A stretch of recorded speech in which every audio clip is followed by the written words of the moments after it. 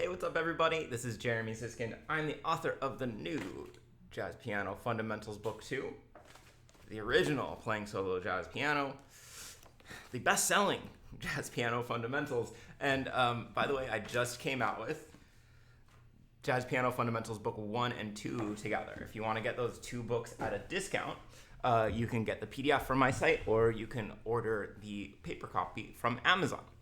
All right, today I want to talk about something very dear to my heart, kind of, which is how to put harmony in the right hand. So let's say you're playing a bass line in the left. Don't worry, I'm going to give you a lot of over-key views here. You can't really add harmony to a bass line that low in the left hand. So I have these three different methods of putting harmony in the right hand, and I want to share those three and then demonstrate them. So that's the plan for today. Buckle up your seatbelts. We're going to have a good time. It's my version of a good time, whatever. Okay, so what are the three methods? The first one is, I'm going to call it melodic. Oh, wow, got a little delay as I write. That's super cool for YouTube. The second one is shuttle. And then the third one, I'm just going to get a little bit ahead of this here. The third one is, I call it draping. Wait for it, wait for it. Here we go. Cool, technology, working, great. So let me give you the brief overview. So melodic refers to a single note that you, through your melody, are implying the harmony. We're going to talk about how to do that well. Shuttle means that you're moving your hands into different positions for the melody and then playing some voicings. So you're kind of basically pretending like you're playing two different roles. That kind of has to do with this term, the third hand approach, that some of you might have heard, which is generally associated with the pianist Dave McKenna. And I can't find a great definition, like anywhere that I look, of what exactly that means. I have some ideas from listening to Dave McKenna. I'm going to share those with you. Then the third one is draping. Draping means that you're taking the melody note and you're doing, I guess some people call it a chord melody. I know that's like a big word in the guitar world, or a big term in the guitar world. And you're going to drape notes beneath the melody. So those are the three categories. I haven't thought about what tune I'm going to demonstrate this with because I'm a really good professional YouTuber. Let's do the Days of Wine and Roses, okay? And if you guys don't know that tune,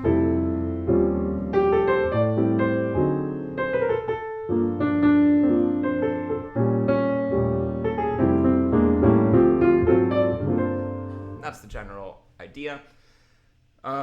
And let's do it this way so that you can really see what I'm playing. So the first thing is melodic harmonies in the right hand. So again, we're using this for the scenario where we're playing the bass really low. We're really imitating a bass player. One mistake I see a lot of students make is they play their bass lines too high. So if you're playing your bass line in this range, it's high. And in that range, if you are playing a bass line, you could spread your hand out and grab some chords. So remember that the lowest note of the bass is a low E you can't even see on my screen because it's so gosh darn low. It's the lowest E on the piano. And this C over here, that's about central location for the bass. So if you're much, much higher than that, you're probably pretty high. So if I'm doing like a bass line in 2,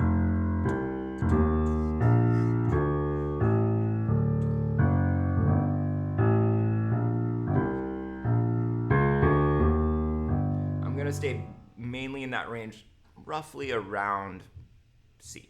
Just while we're talking about bass, the other mistake I hear made is that people play their bass with separation in between. And there really can be no separation articulation-wise in a bass line. You start sounding like you're doing a polka or something if you're...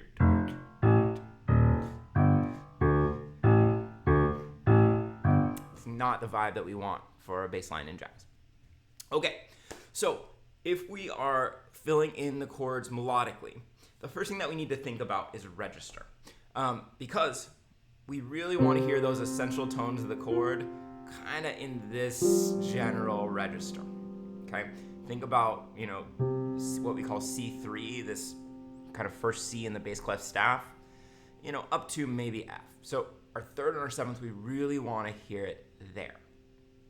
So if I'm playing my melody up here,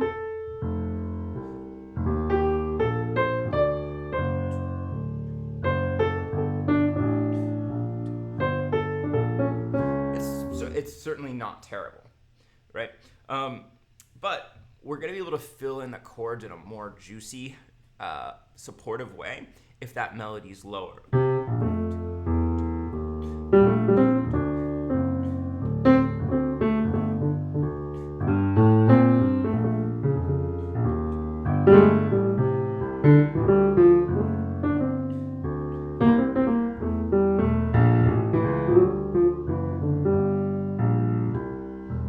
Now, so first things first, to my ear, I don't know that I need that much more harmony there than it provides. And I do want to mention, when you're in control of both the bass and the melody, you can choose your bass notes wisely to fill in and complement the melody notes. If I have my third in the melody, I'm not going to use a third in the bass. If I have my fifth in the melody, I'm probably going to choose a third to connect with in the bass. Okay, so you're in control of all things, so be smart about it. Be savvy. Okay, but if I do want to fill in and have people hear the harmony a little bit more, I kind of have two ways I think about doing it. The first one is what I sometimes call ghost notes, which are little notes you might play in the thumb. And these fulfill kind of a rhythmic function of they increase that swing quotient by adding in more eighth notes. But they can also help fill in some of the essential tones that might be missing in the harmony. So I'm going to try to demonstrate. Might totally fail.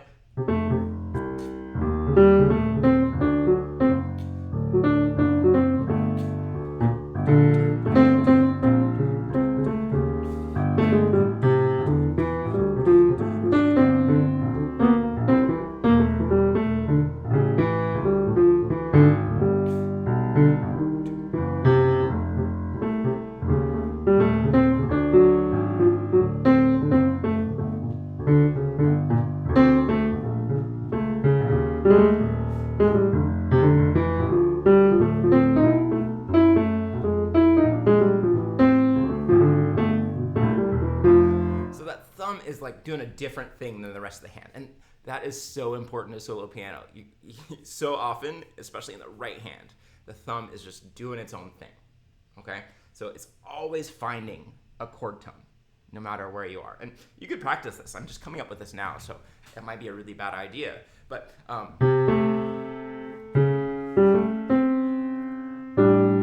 practice always having your thumb just trailing the rest of your hand, playing a chord tone.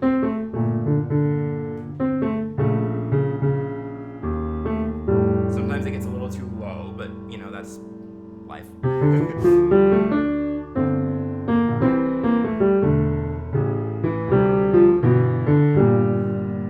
Right? That thumb just always needs to be ready with a chord tone.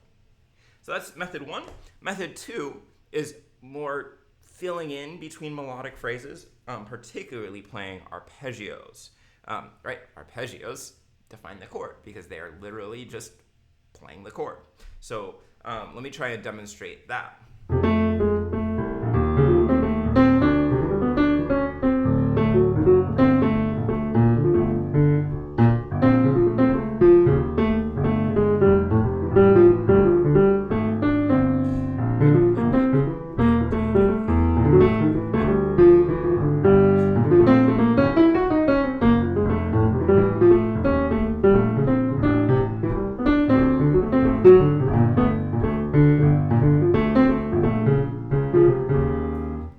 So you can see when I have a break, I'm just kind of filling in that arpeggio beneath the melody note, and I think there's no mystery as to what the harmony is when I do that. A great example of somebody doing these things super well is Oscar Peterson's solo piano version of Perdido. And if you listen to that recording, he plays the first half of every phrase, and the second half of the phrase he does a fill with tons of arpeggios.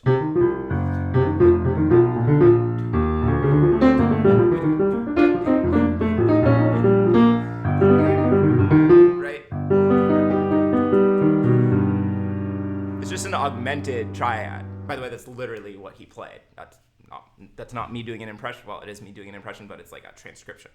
So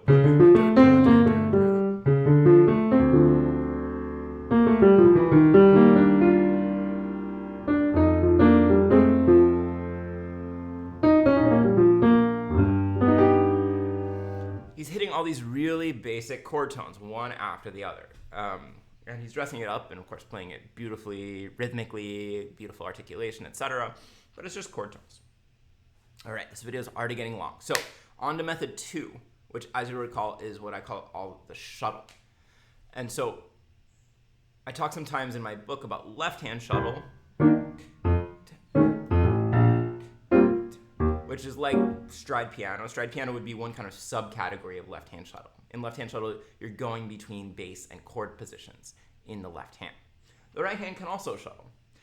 So if I'm playing Days of Wine and Roses, now I might play the melody in the more usual spot, and I'm going to go to normal, rootless, type A, type B voicings. 3-note, 4-note voicings, you know.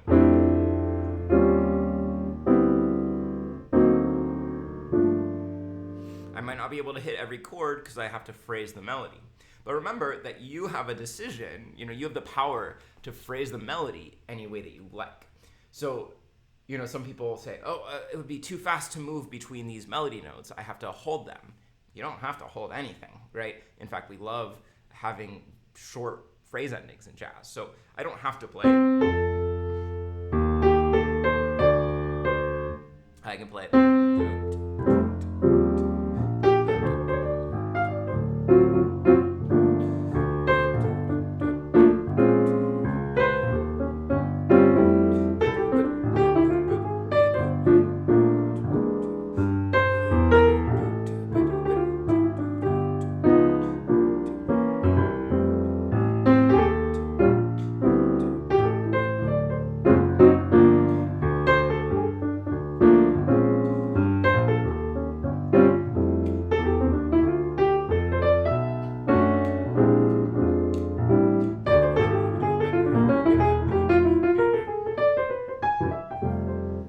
It's a really nice arrangement, right? The left hand bass is keeping the time, and the right hand is shuttling down.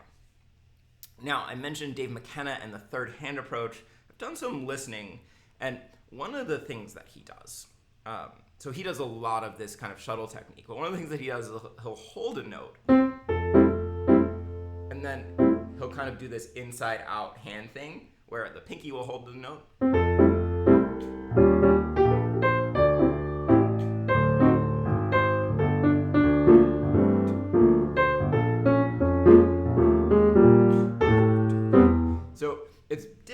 than what I'm talking about with the shuttle, but I think it's pretty related. He's putting chords in the space between the melody, but he's holding. And I think, and I'm sure there's some Dave McKenna heads out there who will correct me or support me on this, but I think he also does a fancy thing with his left hand, where he'll pivot to playing the pinky on his bass note, and then he'll reach up into the middle to play bass note, to play a rootless voicing. I've never done that in all my years and experience solo piano playing, trying to incorporate that into a bass line.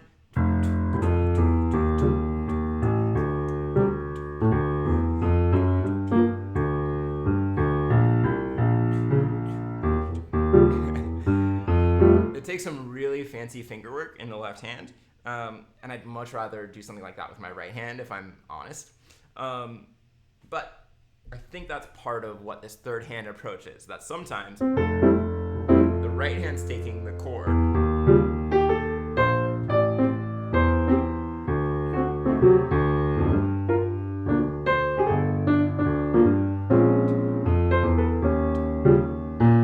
and sometimes the left hand's taking the chord.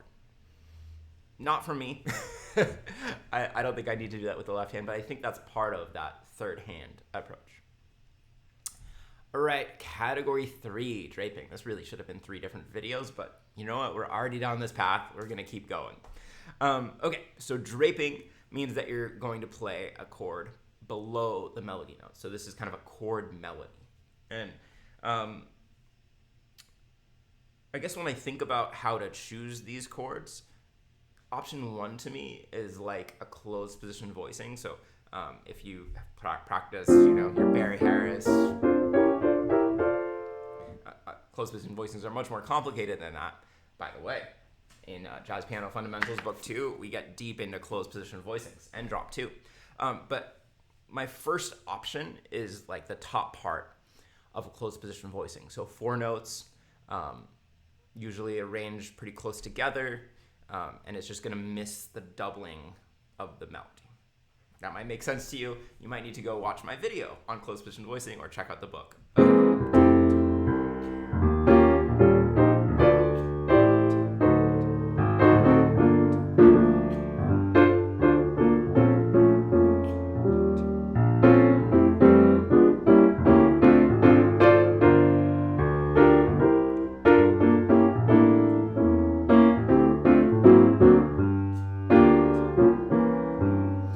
So that works okay. I feel awkward as the melody gets high because my essential tones start to get out of that range that I showed you, right? We want our essential tones kind of down here somewhere.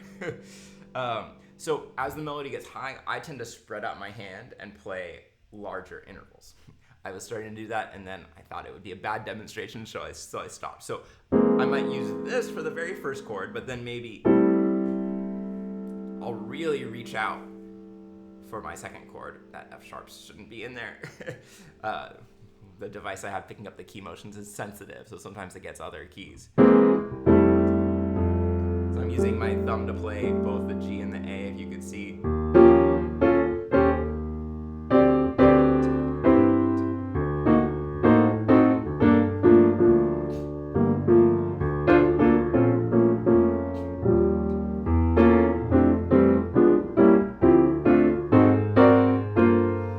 So as I get high up, look at this big spread out voicing I'm playing. I am reaching as far as I can with my hand. Notice the shape of my hand too. I notice a lot of students try to play everything at the same point in the key. If I do that, there's absolutely no way I'm reaching that B flat. So my hand is coming up basically all the way into the key bed that it can so that I can just reach everything that I need to. We all have different shaped hands. What works for me might not work for you, but definitely don't stay at the edge of the keys. That's just, you're not going to get very far.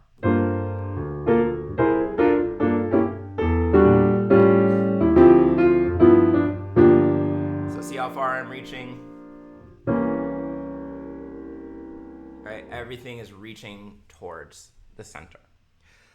Now, it's kind of fun to play around with different kinds of drapes. So that's mostly a 4-note drape. It could be just 3 notes, and when you do that, you have all kinds of options.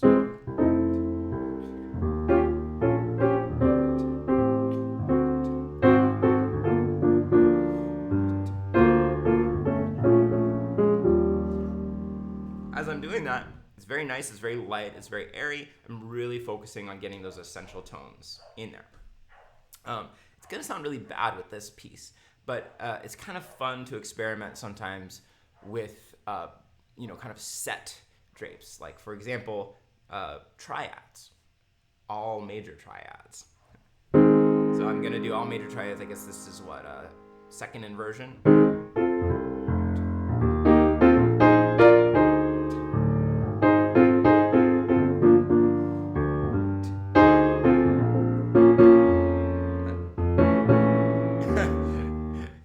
There's too many long notes in this piece. It doesn't sound great. Let me see if I can make it sound good.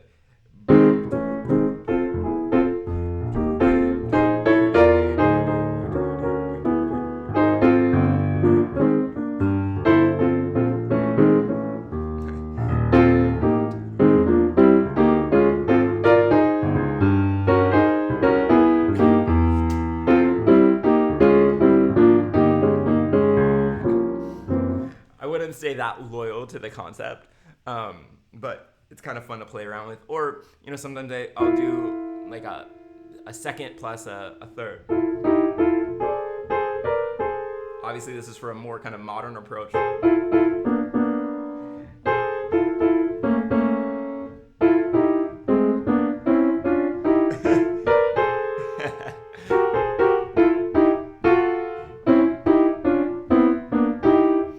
how to get fired from your gig 101. Do that the whole way through. All right, you guys, I think that's a good place to leave it. So what I want you to hopefully take away from this video is we've got these 3 methods of including harmony in the right hand. We could do it melodically, we could do it through a shuttle or holding and comping, or we can do it through draping, making a chord melody. If you enjoyed that, pop on over to my website. You could get the digital version of this. It's a very hefty book if you get the actual book, but the digital version, of course, doesn't take up that much room on your iPad. You can have enough stuff to practice forever and ever and ever. Thanks so much for your support. Like, comment, I'll see you soon.